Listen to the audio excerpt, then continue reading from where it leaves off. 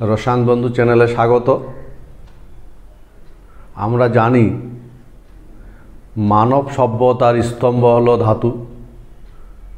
প্রাচীনকালে মানুষ হিংস্র জন্তুর আক্রমণ থেকে নিজেদের রক্ষা করার জন্য এবং শত্রুর আক্রমণ থেকে নিজেদের রক্ষা করার জন্য ধাতুর ব্যবহার শুরু করে। ধীরে ধীরে সভ্যতার অগ্রগতির সাথে সাথে ধাতুর ব্যবহারও ব্যাপক হারে বৃদ্ধি পায়। বর্তমান সভ্যতা সম্পূর্ণরূপে ধাতুর উপর দাঁড়িয়ে আছে।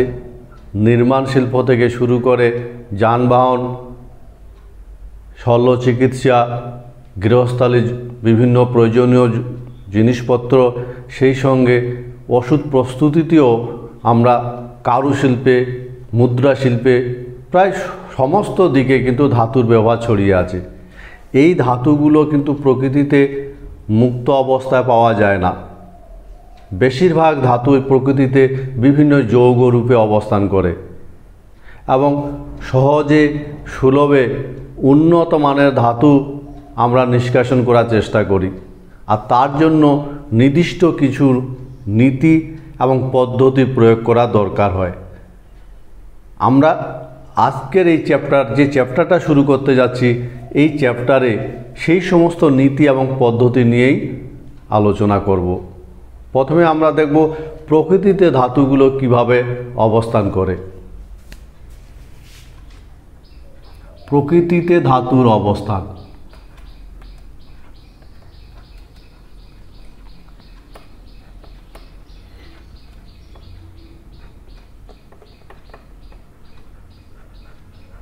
আর প্রকৃতিতে ধাতুর অবস্থানের একটা ধারণা তৈরি করতে গেলে আমাদের যে তড়িৎ রাসায়নিক শ্রেণী এবং তড়িৎ রাসায়নিক শ্রেণীর একটু দেখে নেওয়া দরকার।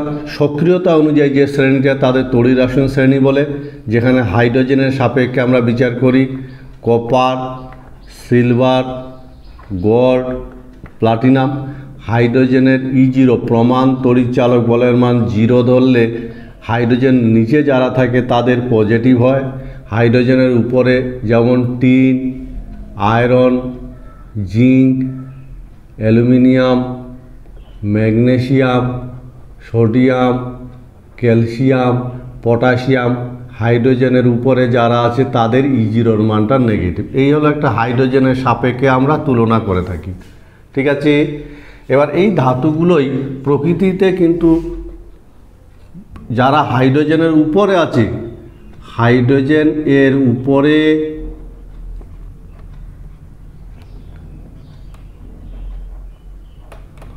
অবস্থিত ধাতুর কি হবে বলতো? হাইড্রোজেনের উপরে অবস্থিত ধাতুর E0 নেগেটিভ হয় এবং এরা তীব্র বিজারক হয়। তীব্র বিজারক এরা কি করে? বাতাসের বিভিন্ন উপাদানের সঙ্গে বিক্রিয়া করে যৌগ হিসাবে অবস্থান করে।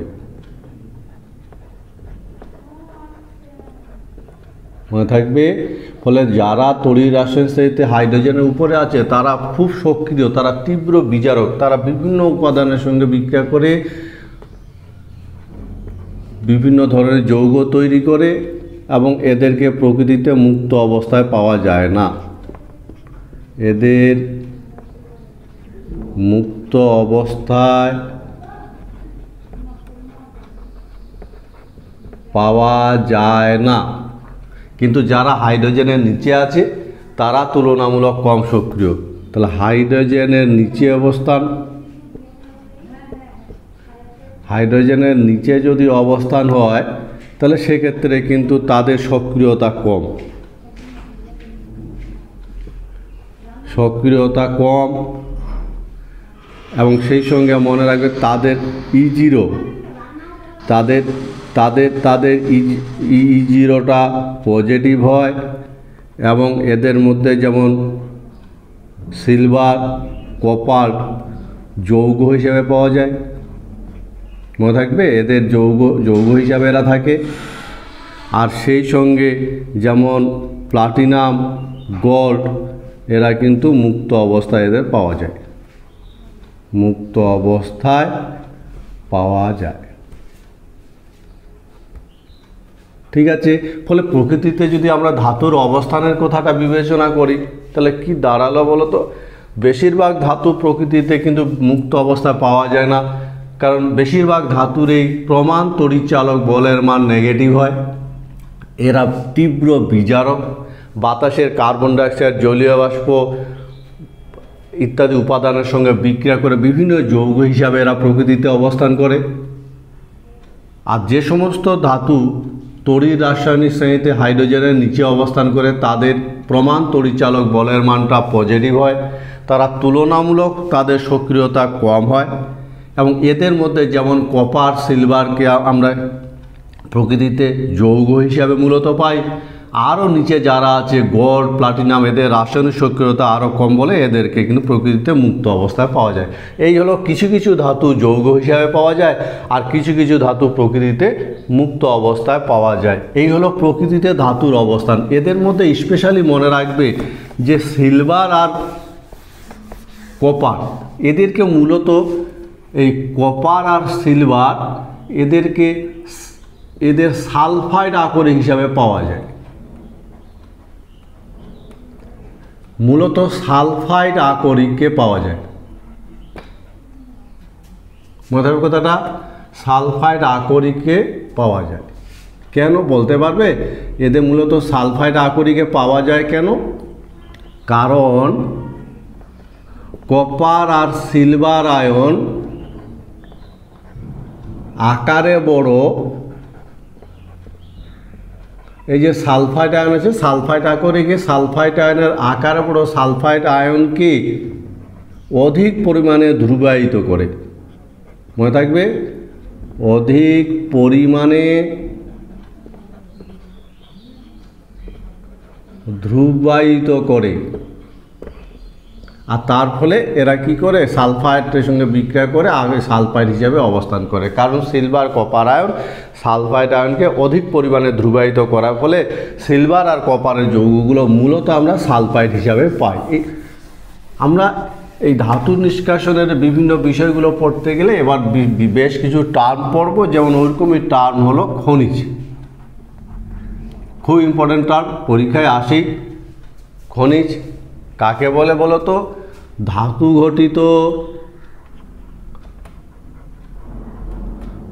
ঘটিত অজৈব পদার্থ, অজৈব যৌগ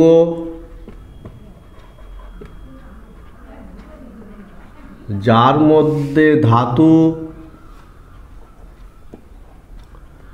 মুক্ত বা যৌগ হিসাবে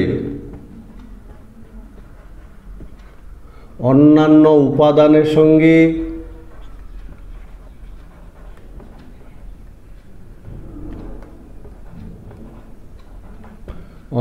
উপাদানের সঙ্গে মিশ্রিত অবস্থায় থাকে। মনে থাকবে? তাহলে ছোট্ট একটা টার্ম কিন্তু ভীষণ ইম্পর্টেন্ট, আকরিক। আমরা তাদেরকে বলবো, যেমন উদাহরণ অ্যালুমিনিয়ামের আকরিক। অ্যালুমিনিয়াম এর খনিজ হলো বক্সাইট। এই বক্সাইটের মধ্যে অ্যালুমিনিয়াম যৌগ হিসাবে থাকে। ঠিক আছে, বোঝা গেছে? তাহলে ধাতু ঘটিত অজৈব যৌগ যাদের মধ্যে ধাতু মুক্ত অবস্থায় থাকতে পারে বা যৌগ হিসাবে মুক্ত অবস্থায় থাকতে পারে বা যৌগ হিসাবেও থাকতে পারে, সেই ধাতু ঘটিত অজৈব যৌগগুলো ভূপৃষ্ঠে বা ভূগর্ভে পাথর বা শিলার আকারে পাওয়া যায়, তাদেরকে বলা হয় খনিজ।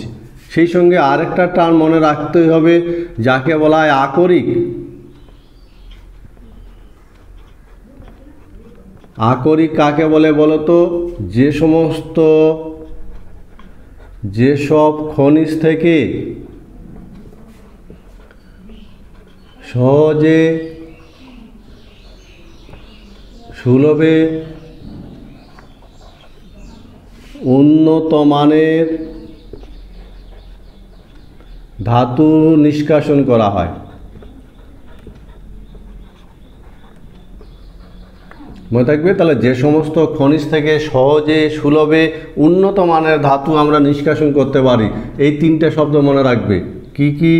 সহজে হবে, সুলভে হবে মানে লাভজনক পদ্ধতিতে হবে, আবার উন্নত মানের ধাতু পাওয়া যাবে, সেই সমস্ত খনিজকে বলা হবে আকরিক। যেমন উদাহরণ হিসেবে যদি আমরা বলি অ্যালুমিনিয়ামের আকরিক, যেমন অ্যালুমিনিয়ামের আকরিক বক্সাইট, ঠিক আছে। অ্যালুমিনিয়ামের এটা একটা খনিজ। অ্যালুমিনিয়ামের আরেকটা খনিজের কথা যদি বলি,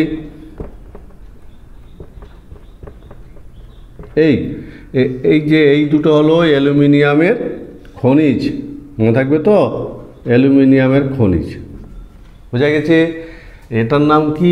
এটা হলো বক্সাইট, আর এটাকে বলা হয় চীনামাটি বা ক্লে, বোঝা গেছে কথাটা। এদের মধ্যে দুটোই কিন্তু অ্যালুমিনিয়ামের খনিজ। এর মধ্যে মনে রাখবে যে এই যৌগটা এটা কিন্তু আকরিক নয়, এটা আকরিক নয়। কেন? কারণ আর এটা কি? এটা অ্যালুমিনিয়ামের আকরিক। তাহলে বুঝতে পারছো কেন এটা আকরিক নয় বলো তো? কারণ এখান থেকে আমরা সহজে সুলভে উন্নত মানের ধাতু নিষ্কাশন করতে পারি না, বোঝা গেছে কথাটা। তাহলে এটা আকরিক নয়, কারণ এখান থেকে আমরা কি পাই না? সহজে সুলভে উন্নত মানের ধাতু পাওয়া যায় না। ক্লিয়ার? তাহলে দেখো দুটোই অ্যালুমিনিয়ামের খনিজ, অ্যালুমিনিয়ামের খনিজ দুটোই, বক্সাইট এবং ক্লে, কিন্তু এর মধ্যে যেটা ক্লে সেটা আকরিক নয়। কেন নয়? কারণ ক্লে থেকে সহজে সুলভে উন্নত মানের ধাতু পাওয়া যায় না। সুতরাং এখান থেকে আমরা কি সিদ্ধান্ত নিতে পারি বলো তো? আমরা সিদ্ধান্ত নিতে পারি সব আকরিক খনিজ, কারণ আকরিক হলে সে খনিজের ঘরে থাকবে, সব আকরিক খনিজ, কিন্তু সব খনিজ আকরিক নয়, সব খনিজ আকরিক নয়, বোঝা গেছে। এবং এই লাইনটা অনেক সময় ব্যাখ্যা করতে বলে সব আকরিকই খনিজ, কিন্তু সব খনিজ আকরিক নয়। আমরা উদাহরণ দিয়ে কিন্তু এটা বোঝাতে পারি। যেমন অ্যালুমিনিয়ামের দুটো খনিজ বক্সাইট ক্লে, এই দুটোর মধ্যে বক্সাইট হলো আকরিক আর ক্লে আকরিক নয়, কিন্তু দুটোই খনিজ, বোঝা গেছে। আর একটা টার্ম ভালো করে পড়বে যাকে বলা হয় খনিজ মল। শুনেছ নাম খনিজ মল? ফলে আমরা মৌলের পৃথকীকরণের নীতি আজকে চ্যাপ্টারটা শুরু করলাম। মনে রাখবে খনিজ মল। খনিজ মল কাকে বলে বলো তো?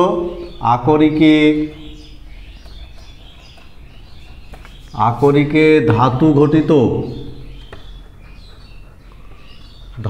ঘটিত যৌগের সঙ্গে, মনে করে বক্সাইটের কথায় যদি ভাবি, অ্যালুমিনিয়ামের আকরিক বক্সাইট, এই যে বক্সাইট আছে, বক্সাইটের মধ্যে মূল ধাতু ঘটিত যৌগটা ছাড়াও, অর্থাৎ অ্যালুমিনিয়াম ছাড়াও এর মধ্যে নানা রকম ধূলি কণা, বালি, মাটি ইত্যাদি মিশে থাকে। মাটি, বালি, মনে থাকবে, কাদা ইত্যাদি মিশে থাকে, এদেরকে বলা হয় খনিজ মল। তাহলে মূল ধাতু ঘটিত যৌগ ছাড়া যে অপদ্রব্যগুলো মিশে মূল যৌগের সঙ্গে মনে থাকবে, যৌগের সঙ্গে যে সমস্ত অপদ্রব্য মিশে থাকে, তাহলে যে সমস্ত অপদ্রব্য মিশে থাকে তাদেরকে বলা হয় খনিজ মল, বোঝা গেছে নিশ্চয়ই। তাহলে আকরিকে ধাতু ঘটিত যৌগের সঙ্গে যে সমস্ত অপদ্রব্য মিশে থাকে তাদেরকে বলা হয় খনিজ মল। যেমন উদাহরণ হিসাবে আমি বলেছি অ্যালুমিনিয়ামের যে আকরিক বক্সাইট, এই বক্সাইট আকরিকে কি মাটি, কাদা, বালি ইত্যাদি মিশে থাকে, এদেরকে বলা হয় খনিজ মল। ফলে ধাতু ঘটিত যৌগের আকরিকের মধ্যে মূল ধাতু ঘটিত যৌগের সঙ্গে যে অপদ্রব্যগুলো মিশে থাকে সেই অপদ্রব্যগুলোকে বলা হয় খনিজ মল। খনিজ ও আকরিকের মধ্যে পার্থক্য, খনিজ আর আকরিকের মধ্যে আমরা যদি পার্থক্য, বেশ কিছু পার্থক্য আছে।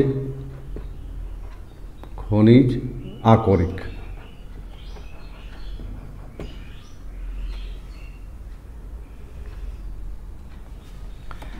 কি পার্থক্য বলো তো? ধাতু ঘটিত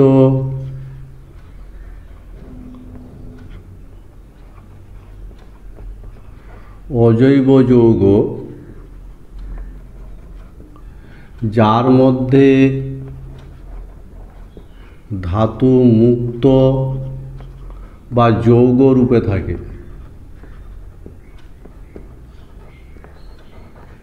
তাকে আমরা খনিজ বলি, তাই তো? আর যেসব খনিজ থেকে সহজে সুলভে উন্নত মানের ধাতু পাওয়া যায়,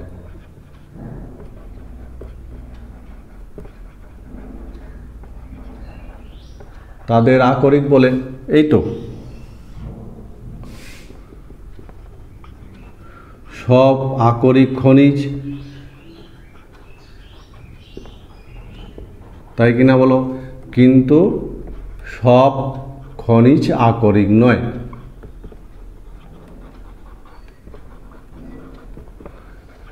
এই হলো আকরিক এবং খনিজের মধ্যে পার্থক্য। খুব ছোট্ট একটা পার্থক্য, কিন্তু ইম্পর্টেন্ট পরীক্ষায় আসে। তাহলে কি দাঁড়ালো? খনিজ এবং আকরিকের মধ্যে কি পার্থক্য?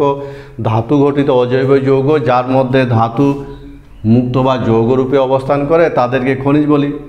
আর সেই সমস্ত খনিজকে আকরিক বলা হবে যাদের থেকে সহজে সুলভে উন্নত মানের ধাতু পাওয়া যাবে। সব আকরিকেই খনিজ হয়, কিন্তু সব খনিজ আকরিক হয় না।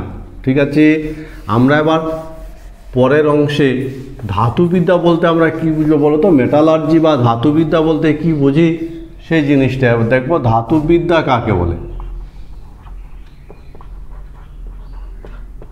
ধাতুবিদ্যা বলতে আমরা কি বুঝি? একটা বিশাল ব্রাঞ্চ, ইম্পর্টেন্ট ব্রাঞ্চ, যেখানে মনে রাখবে ধাতুবিদ্যা আমরা তাকেই বলবো আকরিক থেকে সহজে সুলভে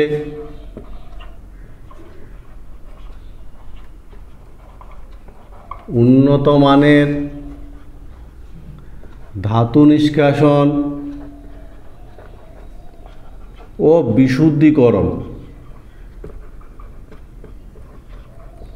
বিশুদ্ধিকরণের যে বৃহদায়তন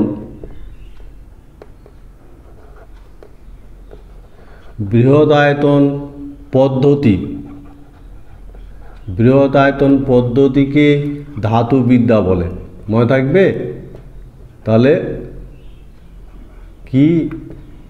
ধাতুবিদ্যা হলো এমন একটা বিদ্যা যেখানে আমরা কি করি? আকরিক থেকে সহজে সুলভে উন্নত মানের ধাতু নিষ্কাশন এবং নিষ্কাশিত ধাতুর বিশুদ্ধীকরণের যে বৃহদায়তন পদ্ধতি, সেই বৃহদায়তন পদ্ধতিকে বলা হয় ধাতুবিদ্যা। এবং ধাতুবিদ্যা বিভিন্ন ধাতু নিষ্কাশনের যে বিভিন্ন ধাপগুলো আছে, সেই বিভিন্ন ধাপগুলি কি কি বলো তো? বিভিন্ন ধাপগুলি হলো যেমন চূর্ণীকরণ, বড় বড় পাথরের আকারে শিলার আকারে যে আকরিকগুলো পাওয়া যায়, সে পেশাই যন্ত্রে সেই আকরিকগুলোকে চূর্ণীকরণ করা হয়, প্রথম পদ্ধতি। দ্বিতীয় পদ্ধতি গাড়িকরণ, এবং তৃতীয় পদ্ধতি ধাতু নিষ্কাশনের অশুদ্ধ ধাতু নিষ্কাশন। আর চতুর্থ পদ্ধতি যেটা, সেটা হলো ধাতুর বিশুদ্ধীকরণ, পরিশোধন। এই আমরা 4টা ধাপে ধাতু নিষ্কাশন ক্রিয়াটা সম্পন্ন করি। মনে থাকবে? পরিশোধন। ফলে ধাতু নিষ্কাশনের যে বিভিন্ন ধাপগুলো আছে, প্রথম ধাপ হলো চূর্ণীকরণ। পেশাই যন্ত্রে বড় বড় পাথরের আকারে যে আকরিক পাওয়া যায় তাদেরকে চূর্ণ বিচ্ছিন্ন করা হয়। তারপরে গাড়িকরণের সাহায্যে যতটা সম্ভব অপদ্রব দূর করা হয়, অশুদ্ধ ধাতু নিষ্কাশন করা, এবং শেষে ধাতুর পরিশোধন করা হয়। আমাদের এই চ্যাপ্টারটা এই সমস্ত স্টেপগুলো, এই সমস্ত ধাপগুলো নিয়ে আলোচনাই হলো আসল উদ্দেশ্য, মৌলের পৃথকীকরণের নীতি এবং পদ্ধতি। আমরা বিভিন্ন পদ্ধতি, বিভিন্ন স্টেপগুলোর মধ্যে, বিভিন্ন ধাপগুলোর মধ্যে গাড়িকরণ দেখব। গাড়িকরণ, কারণ চূর্ণীকরণের তেমন কোনো তথ্য নেই বলে চূর্ণীকরণ নিয়ে বেশি আলোচনা করা হয় না। বোঝা গেছে? চূর্ণীকরণে পেশায় যন্ত্রে চূর্ণ বিচূর্ণ করা হয়, গাড়িকরণ থেকে বিভিন্ন তথ্য পাওয়া যায় বলে গাড়িকরণ থেকে আমরা আলোচনাটা শুরু করব। তো গাড়িকরণ বলতে আমরা কি বুঝবো, কাকে বলা উচিত বলো তো? তাহলে মনে রাখবে যে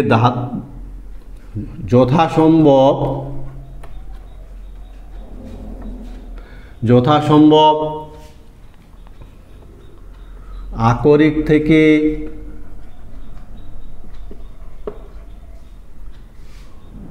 অপদ্রব্য দূর করে, মনে রাখবে যথাসম্ভব আকরিক থেকে অপদ্রব্য দূর করে ধাতু ঘটিত যৌগের পরিমাণ বৃদ্ধি করার যে পদ্ধতি, বৃদ্ধি করার পদ্ধতিকে বলা হয় গাড়িকরণ। তাহলে ধাতু নিষ্কাশনের গাড়িকরণ একটা পদ্ধতি। কোন পদ্ধতিটাকে বলবো বলো তো? যে পদ্ধতিতে কি করা হয়, আকরিক থেকে যতটা সম্ভব অপদ্রব্যকে আমরা দূর করে ধাতু ঘটিত যৌগটার পরিমাণ বাড়াবার চেষ্টা বাড়াবো, সেই পদ্ধতিটাকে বলা হয় গাড়িকরণ। এবং গাড়িকরণের বিভিন্ন পদ্ধতি বর্তমান আছে, বিভিন্ন ধরনের গাড়িকরণ পদ্ধতি হয়, বিভিন্ন ধরনের হতে পারে। সেটা কিসের উপর নির্ভর করে? সেটা নির্ভর করে ধাতু ঘটিত যে যৌগটা আছে, ধাতু ঘটিত যৌগের প্রকৃতির উপর ও খনিজ মলের প্রকৃতির উপর। মনে থাকবে, খনিজ মলের প্রকৃতির উপর ভিত্তি করে কিন্তু আমরা বিভিন্ন ধরনের গাড়িকরণ পদ্ধতি অ্যাপ্লাই করে থাকি। আমরা আজকের ক্লাসে এই গাড়িকরণের বিভিন্ন পদ্ধতিগুলো নিয়েই আলোচনা করব। ধৌতকরণ পদ্ধতি, আকরিকের গাড়িকরণের প্রথম পদ্ধতি ধৌতকরণ পদ্ধতি। আমরা দেখব নীতি, পদ্ধতি এবং গাড়িকৃত আকরিক, এই পয়েন্টগুলো মনে রাখার চেষ্টা করব। যেমন এক্ষেত্রে তাদের ক্ষেত্রে প্রয়োগ করা যাবে ধৌতকরণ পদ্ধতিটা যদি আকরিক ভারী হয়, আকরিক ভারী হবে, মনে থাকবে, আর খনিজ মল হালকা হবে, খনিজ মল হালকা, তাদের ক্ষেত্রে এই পদ্ধতিটা প্রয়োগ করা যায়। যেমন আয়রন, টিন, গোল্ড, সিলভার ইত্যাদি ধাতুর ক্ষেত্রে আমরা প্রয়োগ করি। ইত্যাদি ধাতুর আকরিকে প্রযোজ্য, মনে থাকবে, ইত্যাদি ধাতুর আকরিকে আমরা এই পদ্ধতিতে গাড়িকরণ করে থাকি। ঠিক আছে, কি করা হয়? ঢেউ খেলানো টেবিলে, মনে রাখবে, ঢেউ খেলানো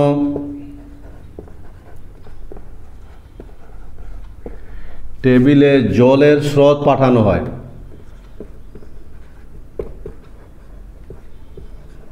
জলের স্রোত পাঠানো হয়, মনে থাকবে। আমরা যদি একটু ছবিটা কল্পনা করার চেষ্টা করি তাহলে দেখবে এরকম একটা ঢেউ খেলানোর টেবিল আছে এবং ঢেউ খেলানোর টেবিলে আমরা তীব্র বেগে জলের স্রোত পাঠানো হয়, বোঝা গেছে তো? আর উপর থেকে আমরা আকরিক চূর্ণগুলো এর মধ্যে ফেলে দিই। আকরিক চূর্ণ ফেলে দেওয়া হয়, তীব্র বেগে জলের স্রোত পাঠানো হয়। জলের স্রোত পাঠালে কি হবে? জলের স্রোতের সঙ্গে তীব্র বেগে জলের স্রোত পাঠানো হয়, এরা হলো আকরিক চূর্ণ।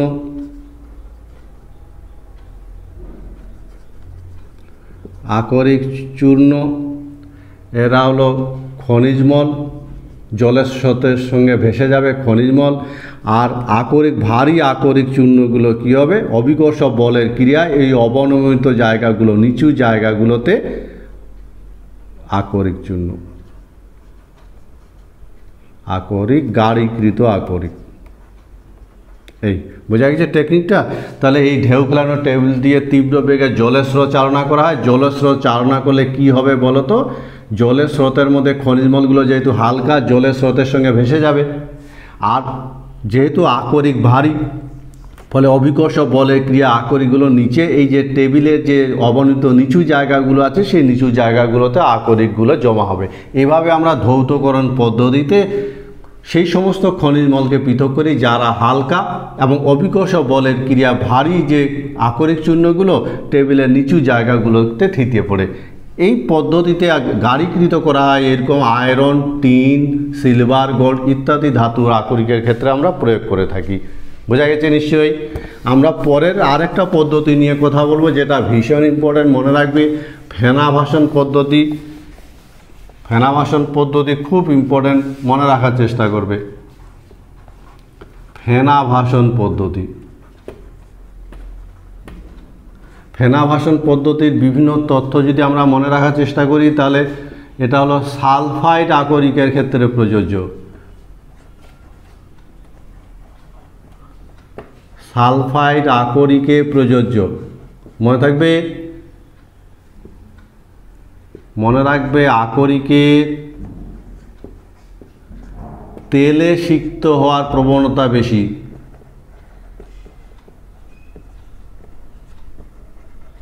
সিক্ত হওয়ার প্রবণতা বেশি।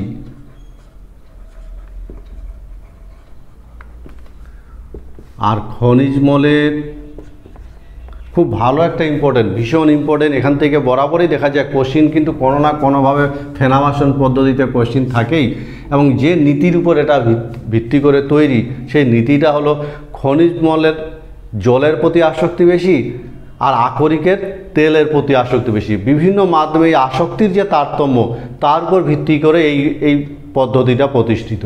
ফলে আকরিকের তেলে সিক্ত হওয়ার প্রবণতা বেশি আর খনিজ মলের জলে সিক্ত হওয়ার প্রবণতা বেশি। জলে সিক্ত হওয়ার প্রবণতা বেশি, মনে থাকবে।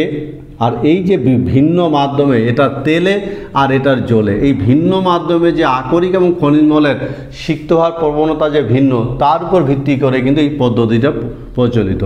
আমরা জল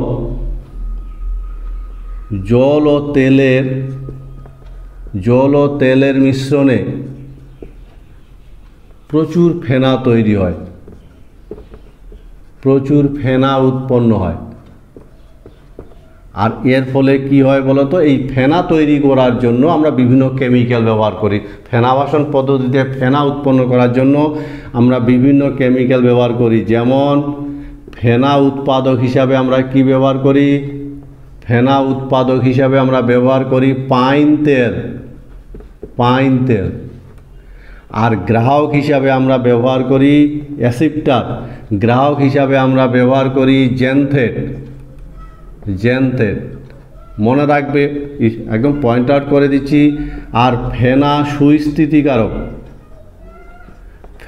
সুস্থিতিকারক হিসাবে, ফেনা স্টেবিলাইজার হিসাবে আমরা ব্যবহার করি ক্রেশাল। ফেনা সুস্থিতিকারক হিসাবে আমরা ব্যবহার করি ক্যাসল, অ্যানিলিন ইত্যাদি, মনে থাকবে।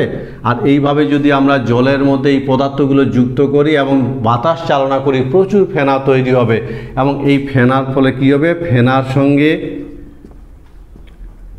সঙ্গে আকরিক চূর্ণ, আকরিক উপরে ভেসে ওঠে এবং একে সংগ্রহ করা হবে। আর খনিজ মল কি হবে বলো তো? খনিজ মল জল দ্বারা সিক্ত হবে। জল দ্বারা সিক্ত হয়, নিচে থিতিয়ে পড়ে। এইভাবে আমরা খনিজ মলকে পৃথক করি এবং আকরিক চূর্ণগুলো উপরে ভেসে ওঠে। বোঝা গেছে? আমরা জেনথেটের যদি গঠনটা দেখো তাহলে দেখবে জেনথেটের গঠনটা এরকম।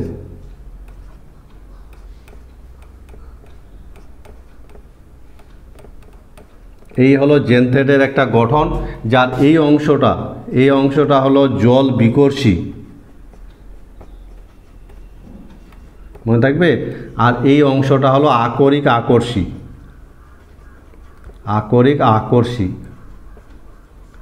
ফলে জেনথেট কী করে একটা অংশ জল থেকে দূরে সরে যেতে চায় আর একটা অংশ আকরিক দ্বারা আকৃষ্ট হয়, ফলে জেনথেটের গঠন এরকম হওয়ার ফলে এই পদ্ধতিটা অনেক সহজ হয়। কিন্তু মনে রাখবে, তাহলে আরেকবার আমি বলতে যাচ্ছি, ফেনাবাসন পদ্ধতির খুব ইম্পর্ট্যান্ট একটা টার্ম মনে রাখবে, ফেনা উৎপাদক হিসাবে আমরা পাইন তেল ব্যবহার করি, গ্রাহক হিসাবে অর্থাৎ আকরিকটাকে ধরার জন্য আমরা এই যে জেনথেটটা ব্যবহার করি, সেই সঙ্গে ফেনার সুস্থিতিকারক হিসাবে আমরা ক্রেসল অ্যানিলিন এই যৌগগুলো ব্যবহার করে থাকি। এবং এই সমস্ত পদার্থ জলের সঙ্গে মিশিয়ে যদি বাতাস চালনা করা যায় প্রচুর ফেনা উৎপন্ন হবে এবং ফেনার সঙ্গে আকরিক চূর্ণগুলো উপরে উঠে আসবে, যাকে ছিদ্রযুক্ত চামচ দিয়ে হাতা দিয়ে আমরা পৃথক করে শুকিয়ে নিই। অন্যদিকে খনিজ মল কী করবে, জল দ্বারা সিক্ত হয়ে ভারী হবে এবং নিচে থিতিয়ে পড়বে। এক্ষেত্রে মনে রাখবে, দুটো সালফাইড আকরিক যদি হয় তাহলে আমরা কিভাবে পৃথক করব। দুটো সালফাইড আকরিকের ক্ষেত্রে পদ্ধতিটা কীরকম হবে, দুটি যদি সালফাইড আকরিক হয়, দুটি সালফাইড আকরিক, দুটি সালফাইড আকরিক, ঠিক আছে, দুটি সালফাইড আকরিকের ক্ষেত্রে কীরকম হওয়া উচিত, এক্ষেত্রে কিন্তু কি করা হবে, ডিপ্রেসেন্ট যুক্ত করা হয়। ডিপ্রেসেন্ট, যেমন ডিপ্রেসেন্টের উদাহরণ সোডিয়াম সায়ানাইড যুক্ত করা হয়, মনে থাকবে। তাহলে দুটোই যদি সালফাইড আকরিক হয় তাহলে আমরা ডিপ্রেসেন্ট যুক্ত করে এই দুটোকে আমরা কি করব, পৃথক করার চেষ্টা করব, ঠিক আছে। ডিপ্রেসেন্ট, ডিপ্রেসেন্ট কি করে বলো তো, ডিপ্রেসেন্ট একটি আকরিকের সঙ্গে বিক্রিয়া করবে আর অন্যটির সঙ্গে করবে না, এবং বিক্রিয়া করে দ্রাব্য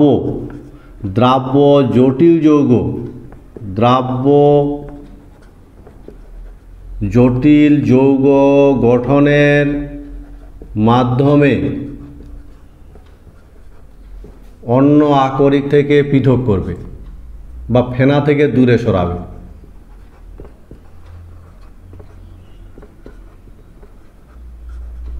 একটাকে ফেনার কাছে আসতে দিবে না, টেকনিকটা বোঝা গেছে। তাহলে ডিপ্রেসেন্টের কাজ হলো দুটো আকরিকের মধ্যে একটার সঙ্গে বিক্রিয়া করে জটিল যৌগগুলো, দ্রাব্য জটিল যৌগ তৈরি করে ফেনা থেকে দূরে সরিয়ে দিবে, আর অন্য আকরিক ফেনার কাছে সহজে চলে আসবে। অন্য আকরিক ফেনার সঙ্গে যুক্ত হবে, এই হলো ডিপ্রেসেন্টের কাজ। ভালো টেকনিক বুঝতে পারছো। যেমন উদাহরণ দিয়ে যদি আমরা দেখি, মনে করো কি আছে, লেড সালফাইড আর জিঙ্ক সালফাইড একসঙ্গে আছে, তাহলে কি করে একটা থেকে আরেকটাকে আলাদা করব, তার জন্য আমরা ডিপ্রেসেন্ট সোডিয়াম সায়ানাইড যুক্ত করব। কি হবে, সোডিয়াম সায়ানাইড জিঙ্ক সালফাইডের সাথে বিক্রিয়া করবে এবং জিঙ্ক সালফাইডের সাথে বিক্রিয়া করে সোডিয়াম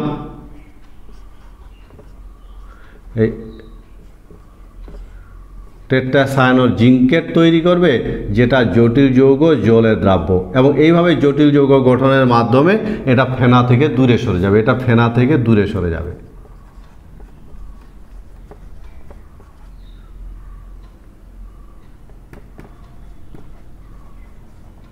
বোঝা গেছে টেকনিকটা। আর অন্যটার ক্ষেত্রে কোনো অসুবিধা নেই, কারণ লেড সালফাইড তো আর এই লেড সালফাইড সোডিয়াম সায়ানাইডের সাথে বিক্রিয়া করবে না, ফলে লেড সালফাইডের ক্ষেত্রে এক্ষেত্রে কোনো অসুবিধার কিছু নেই। বোঝা গেছে আমার কথাটা। লেড সালফাইডের ক্ষেত্রে এ তো বিক্রিয়া করে জটিল যৌগ তৈরি করবে না, ফলে লেড সালফাইডের ফেনার কাছে আসতে কোনো অসুবিধা নেই। এভাবে কিন্তু আমরা সহজে কী করি, ডিপ্রেসেন্ট যুক্ত করে এই যৌগ দুটো সালফাইড আকরিকের মধ্যে একটাকে আলাদা করতে পারি আর একটাকে ফেনার কাছে আসতে সাহায্য করবে। চুম্বকীয় পৃথককরণ আর একটা পদ্ধতি, আমরা তাদের জন্য এটা অ্যাপ্লাই করব। চুম্বকীয়, বুঝতেই পারছো, খনিজ মল অথবা আকরিক যে কোনো একটা চুম্বক ধর্ম থাকবে, দুটো থাকলে কিন্তু হবে না, ঠিক আছে। হয় খনিজ মল বা আকরিক। আকরিকের মধ্যে যে কোনো একটি চুম্বকীয় হবে, চুম্বকধর্মী। বোঝা গেছে, তাদের জন্য এটা অ্যাপ্লাই করা যাবে। যেমন উদাহরণ হিসাবে টিনের আকরিক, যেমন মনে রাখবে কি টিনের আকরিক, tin stone, tin stone, tin স্টোনের চুম্বক ধর্ম নেই। বোঝা গেল? বলে টিনের যে আকরিক টিন স্টোন এর কিন্তু চুম্বক ধর্ম নেই, কিন্তু এর মধ্যে মনে রাখবে এর মধ্যে যে খনিজমল থাকে, খনিজমল উলফ্রামাইট, উলফ্রামাইট FeWO4 এর কিন্তু চুম্বক ধর্ম আছে। বুঝতে পেরেছ? তাহলে এই জায়গাটা নিশ্চয়ই বোঝা যাচ্ছে টিনের আকরিক টিন স্টোনের চুম্বক ধর্ম নেই, কিন্তু তার মধ্যে মিশে থাকা খনিজমল উলফ্রামাইট এর চুম্বক ধর্ম আছে। ফলে আমরা কি করতে পারি? শক্তিশালী চুম্বকের সাহায্যে আমরা উলফ্রামাইট আলাদা করতে পারি,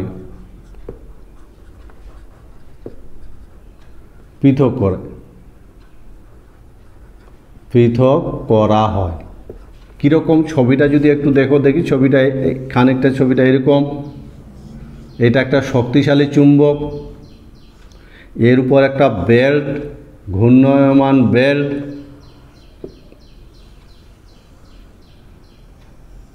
একটা ঘূর্ণমান বেল্ট। বোঝা গেল?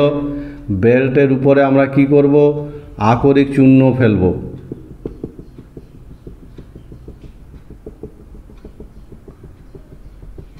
আকরিক চূর্ণ, এবং এটা শক্তিশালী চুম্বক। ঠিক আছে? এবং কি হবে?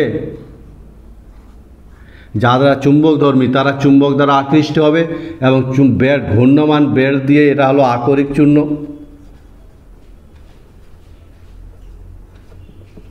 আকরিক চূর্ণ বেল্ট, ঘূর্ণমান বেল্ট দিয়ে যখন আসবে, যখন যাদের চুম্বক ধর্ম আছে তারা কি হবে বলো তো?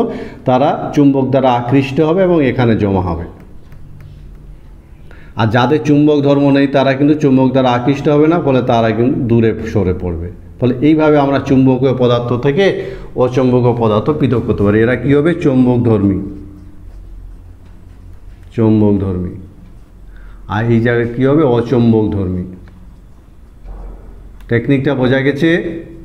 যাদের চুম্বক ধর্ম আছে তারা কি করবে? চুম্বক দ্বারা বেল্ট দিয়ে যেতে যেতে চুম্বক দ্বারা আকৃষ্ট হয়, তারা কিন্তু চুম্বকের দিকে সরে আসবে। আর যাদের চুম্বক ধর্ম নেই তারা কিন্তু চুম্বক থেকে দূরে পড়বে। এই হলো টেকনিকটা। এইভাবে অটোমেটিক্যালি চৌম্বকীয় পদার্থ থেকে অচুম্বকীয় পদার্থ আমরা চুম্বকীয় পৃথকীকরণের সাহায্যে করে থাকি। এরপরে আমরা আরেকটা পদ্ধতি পড়ব, বেশ ইম্পর্টেন্ট, যাকে রাসায়নিক বা লিচিং পদ্ধতি বলা হয়। লিচিং পদ্ধতি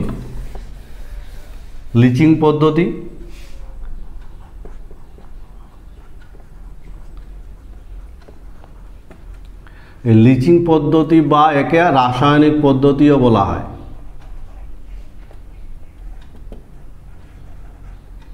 রাসায়নিক পদ্ধতিটা কাকে বলবো?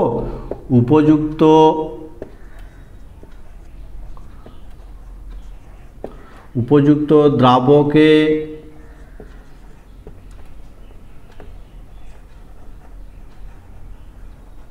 আকরিক দ্রবীভূত করে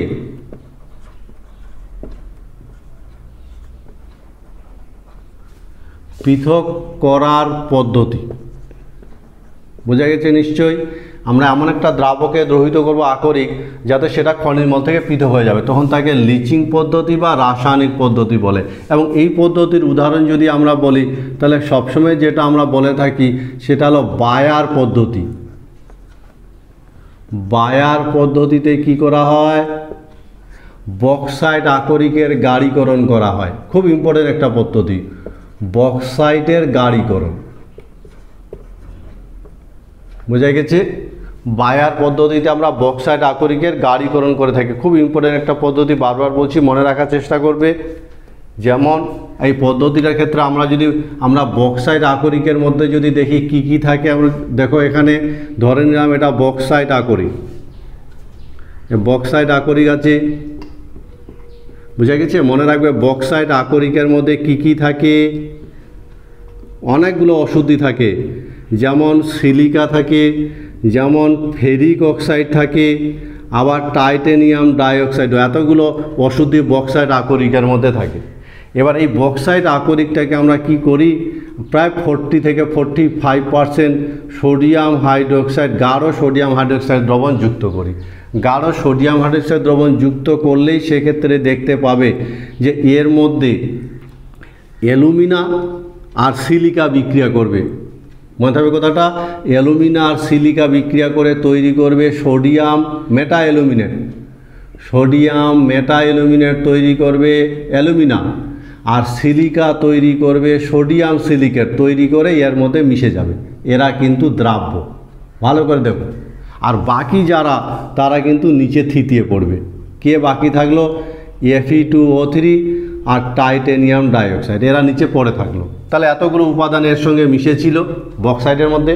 আমরা যখন গাঢ় সোডিয়াম হাইড্রোক্সাইড দ্রবণ যুক্ত করলাম, তখন 4টা উপাদানের মধ্যে 2টো কী করলো, 2টো বিক্রিয়া করে দ্রাব্য যৌগ তৈরি করলো। অ্যালুমিনা তৈরি করলো সোডিয়াম মেটা অ্যালুমিনেট, আর সিলিকা তৈরি করলো সোডিয়াম সিলিকেট, দ্রবণে দ্রবীভূত হয়ে গেল। আর ফেরিক অক্সাইড টাইটানিয়াম ডাইঅক্সাইড অধক্ষে পড়ে থাকলো। এটাকে যদি ছেঁকে নিই, তাহলে আমরা কি পাবো বলো তো? আমরা একটা স্বচ্ছ দ্রবণ পাবো, যে দ্রবণের মধ্যে কে আছে, সোডিয়াম মেটা অ্যালুমিনেট আছে আর সিলিকা আছে। অন্যান্য অশুদ্ধি দূর হয়ে গেল। বোঝা গেছে টেকনিকটা? এবার এর মধ্যে আমরা কার্বন ডাইঅক্সাইড যুক্ত করব, এবং কার্বন ডাইঅক্সাইড যদি আমরা যুক্ত করি, তাহলে সেক্ষেত্রে আমরা কি দেখতে পাবো? আমরা দেখতে পাবো দ্রবণের মধ্যে কিন্তু সোডিয়াম সিলিকেট থেকে যাবে, আর নিচে অধক্ষে পড়বে অ্যালুমিনার। এইভাবে আমরা ধাপে ধাপে দ্রবীভূত করে, উপযুক্ত দ্রাবকে দ্রবীভূত করে এই যে আকরিকটাকে আমরা অন্যান্য অশুদ্ধি থেকে পৃথক করলাম। এই পদ্ধতিটাকে বলা হয় বায়ার পদ্ধতি। বায়ার পদ্ধতিতে যে সংগঠিত, বোঝা গেছে? আরেকবার বলছি, বায়ার পদ্ধতিতে বক্সাইটের গাঢ়ীকরণ করা হয় এবং এটাকে লিচিং পদ্ধতি বলে। বক্সাইটের মধ্যে অশুদ্ধি হিসাবে সেটা জেনে নেওয়া দরকার। পদ্ধতিটা ইম্পর্টেন্ট। আগে বলছি, ভালো পদ্ধতি একটা মনে রাখার চেষ্টা করবে। এই বক্সাইটের মধ্যে অশুদ্ধি হিসাবে থাকে অ্যালুমিনা। অ্যালুমিনা তো আকরিক, এর সাথে অশুদ্ধি হিসাবে থাকে silica, titanium dioxide, ferric oxide. গাঢ় সোডিয়াম হাইড্রোক্সাইডের সঙ্গে বিক্রিয়া ঘটালে শুধুমাত্র অ্যালুমিনা সিলিকা বিক্রিয়া করে দ্রাব্য জটিল যৌগ তৈরি করবে, আর অন্যান্য অশুদ্ধিগুলো নিচে থিতিয়ে পড়বে। এদেরকে ছেঁকে পৃথক করার পর যে স্বচ্ছ দ্রবণটা পাই, তার মধ্যে থাকে সোডিয়াম মেটা অ্যালুমিনেট, সোডিয়াম সিলিকেট। এর মধ্যে যদি কার্বন ডাইঅক্সাইড যুক্ত করা হয় এবং অল্প পরিমাণে, মনে রাখবে, অল্প পরিমাণে অ্যালুমিনা যুক্ত করা হয়, অল্প পরিমাণে অ্যালুমিনা যদি যুক্ত করা হয়, তাহলে এর অধক্ষেপণটার হার বৃদ্ধি পায়। আর এই পদ্ধতিটাকে তখন বলা হয় শিডিং। মনে থাকবে, শিডিং পদ্ধতি বলা হয়। কি, অল্প পরিমাণে যদি অ্যালুমিনা যুক্ত করা হয়, তাহলে অধক্ষেপণের হার বৃদ্ধি পাওয়ার ঘটনাটাকে বলা হয় শিডিং। বোঝা গেছে? এবং এইভাবে যে অ্যালুমিনা তৈরি হলো, একে যদি আমরা উত্তপ্ত করি, তাহলে আমরা বিশুদ্ধ অ্যালুমিনা পাবো। এই হলো টেকনিকটা। এবং এই পদ্ধতিতে সংগঠিত বিক্রিয়াগুলো কিন্তু পরীক্ষায় লিখতে দেয়। বায়ার পদ্ধতিতে সংগঠিত বিক্রিয়াগুলো লিখো। তো বিক্রিয়াগুলো আমি লিখে দেখাচ্ছি, দেখো। যেমন অ্যালুমিনা সোডিয়াম হাইড্রোক্সাইডের সঙ্গে বিক্রিয়া করে সোডিয়াম মেটা অ্যালুমিনেট তৈরি করবে। সোডিয়াম মেটা অ্যালুমিনেট তৈরি হলো, সেই সঙ্গে সিলিকাও বিক্রিয়া করবে, তৈরি করবে সোডিয়াম সিলিকেট। সোডিয়াম মেটা অ্যালুমিনেট যেটা তৈরি হলো, দ্বিতীয় ধাপে সোডিয়াম মেটা অ্যালুমিনেট এবার কার্বন ডাইঅক্সাইডের সঙ্গে বিক্রিয়া করে তৈরি করবে অ্যালুমিনা, শতক অ্যালুমিনা। আর যে শতক অ্যালুমিনাটা তৈরি হলো, একে যদি আমরা প্রায় 1200 ডিগ্রির কাছাকাছি উত্তপ্ত করি, তাহলে সেটা বিশুদ্ধ অ্যালুমিনা তৈরি করবে। এই বিক্রিয়াগুলো কিন্তু এই পদ্ধতিটাতে সংগঠিত হয়, এবং অনেক সময় এই বিক্রিয়াগুলো লিখতে বলে। বোঝা গেছে? কোনো জায়গায় অসুবিধা, তাহলে বায়ার পদ্ধতিতে আমরা কি করি, বক্সাইডের যে গাড়িকরণ সেটা লিচিং পদ্ধতির মধ্যে পড়ে এবং ধাপে ধাপে এইভাবে অশুদ্ধিগুলো থেকে বিশুদ্ধ অ্যালুমিনাকে পৃথক করা হয় এবং শেষ ধাপে বিশুদ্ধ অ্যালুমিনার যখন অধক্ষেপ পড়ে সেই অধক্ষেপণের হার বাড়াবার জন্য আমরা অল্প পরিমাণে অ্যালুমিনা যুক্ত করি। আর এইভাবে অ্যালুমিনা যুক্ত করে তার অধক্ষেপণের হার বাড়াবার যে পদ্ধতিটা তাকে শিডিং বলে। ম্যাকআর্থার ফরেস্ট সায়ানাইড পদ্ধতি আর একটা পদ্ধতি, যেখানে আমরা মূলত মনে রাখ এই পদ্ধতিটা মূলত সিলভার গোল্ড আকরিকের গাড়িকরণ করায়, আকরিকে প্রযোজ্য ভালো একটা পদ্ধতি, মনে থাকবে। সিলভার গোল্ডের ক্ষেত্রে অ্যাপ্লাই করা হয় এবং এতে সায়ানাইড যৌগ, সায়ানাইড জটিল যৌগ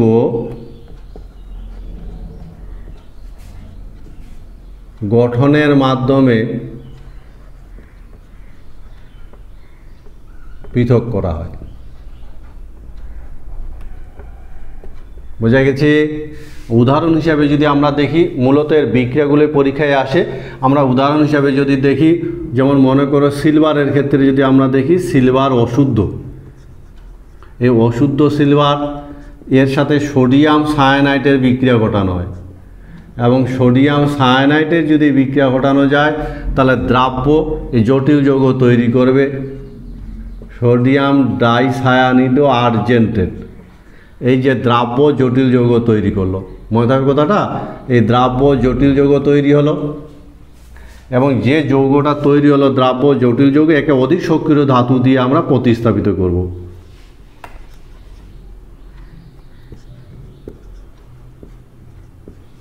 এর সাথে যদি অধিক সক্রিয় ধাতু যেমন জিঙ্কের বিক্রিয়া ঘটানো যায় তাহলে জিঙ্ক একে প্রতিস্থাপিত করবে, ফলে কি তৈরি হবে, এক্ষেত্রে জিঙ্ক প্রতিস্থাপন বিক্রিয়া ঘটাবে।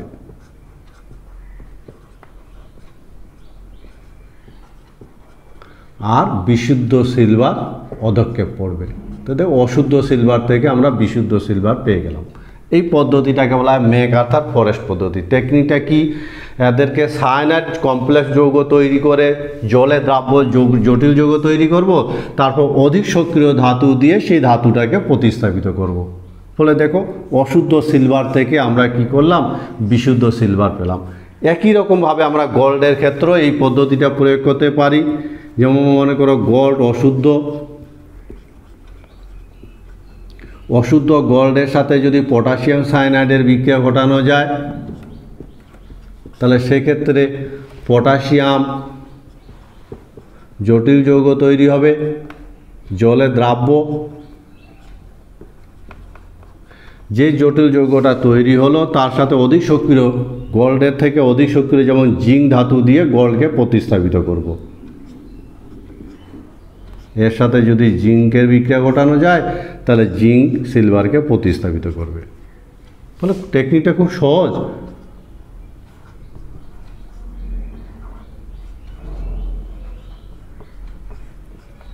বিশুদ্ধ গোল্ড প্রতিস্থাপিত হবে।